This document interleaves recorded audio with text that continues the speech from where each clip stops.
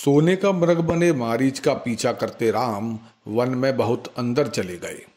मारीच ने राम की आवाज में मदद की पुकार लगाई। सीता जी परेशान हो गईं। वे जबरन लक्ष्मण को भेजती हैं। लक्ष्मण जाना नहीं चाहते, लेकिन सीता जी के जबर के आगे उन्हें विवश होना पड़ता है।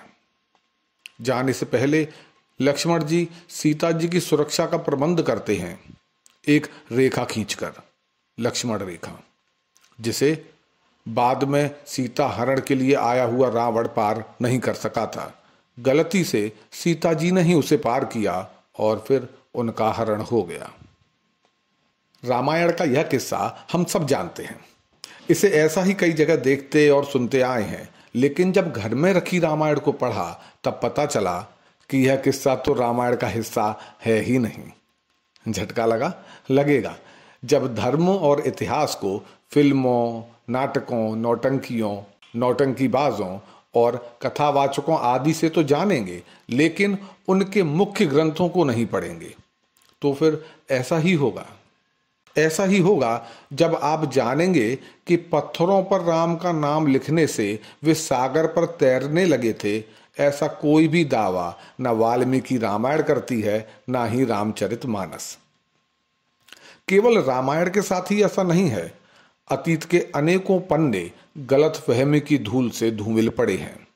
यदि आप मानते हैं कि द्रौपदी ने दुर्योधन से कहा था कि अंधे का बेटा अंधा होता है, यदि आप मानते हैं कि एकलव्य कोई गरीब आदिवासी था, यदि आप मानते हैं कि कर्ण अर्जुन से बेहतर तीरंदाज था, यदि आप मानते हैं कि श्री कृष्ण ने उसे अनीति से मरवाया था जब वह निहत्था था, यदि ऐसा आप मानते हैं तो आप बहुत बड़ी गलत फहमियों के शिकार हैं और पुराने ग्रंथों से कोसों दूर हैं।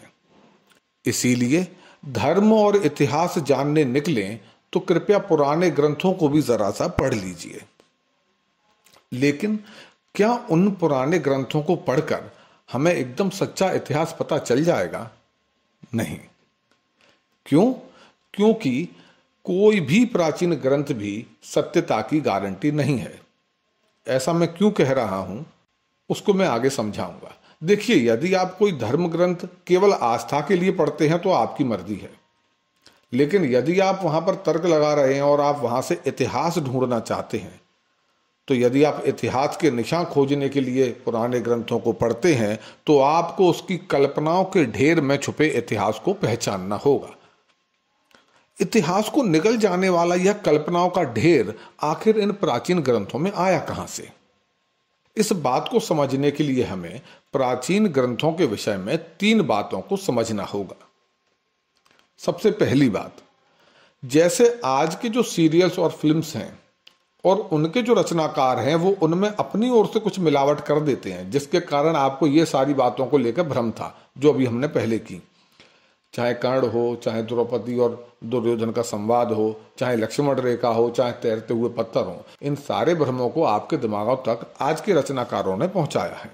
वैसे ही जब इन प्राचीन ग्रंथों की रचना हुई होगी तो उनके भी रचनाकारों ने वास्तविक इतिहास में थोड़ा सा जोड़ घटाव किया होगा। अपनी जरूरतों के हिसाब से, अपने समय की जरूरतों के हिसाब से उन्होंने किया होगा। इसके अलावा जो दूसरी बात समझने की है वो यह है कि जैसे आज घर घर में रामायण के रूप में जाने वाली रामचरितमानस की रचना तुलसीदास जी ने श्री राम के समय के हजारों वर्ष बाद की थी, आज से महज 500 साल पहले रची थी, और श्री राम का समय हजारों वर्ष पुराना है, यानी हजारों वर्ष पुराने व्यक्ति के ऊपर हजारों वर्ष बाद किसी ने रचना की। और आज हम उसी रचना को ऐसा मानते हैं कि जैसे बिल्कुल आंखों देखा हाल हम राम जी का सुन रहे हैं।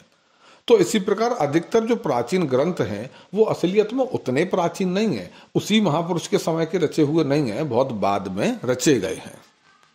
अच्छा, जो ग्रंथ प्राचीन समय में लिखे भी गए, क्योंकि जिस समय के महापुरुष रहे होंगे उस समय भी ग्रंथ रचे गए होंगे, इसमें कोई दो राय नहीं है, वहां पर भी तब भी ग्रंथ रचे गए होंगे, लेकिन जो भी ग्रंथ उन सैकड़ों वर्ष पुराने समय में रचे गए वो आज अपने मूल स्वरूप में मौजूद नहीं है। या तो वे नष्ट हो चुके हैं या फिर वो मिलावट से भ्रष्ट हो चुके हैं। जैसे कि आज जो वाल्मीकि रामायण हमें मिलती है उसमें मिलावटों का भंडार है और वो उस रामायण से बहुत भिन्न हो चुकी है जो कभी वास्तविकता में वाल्मीकि जी ने रची होगी। और इसके विषय में हम बहुत बड़ी चर्चा भी कर चुके हैं कि क्या क्या मिलावटें हैं। तो आइए अब इन 3 बातों को थोड़ा सा विस्तार से हम लोग समझते हैं।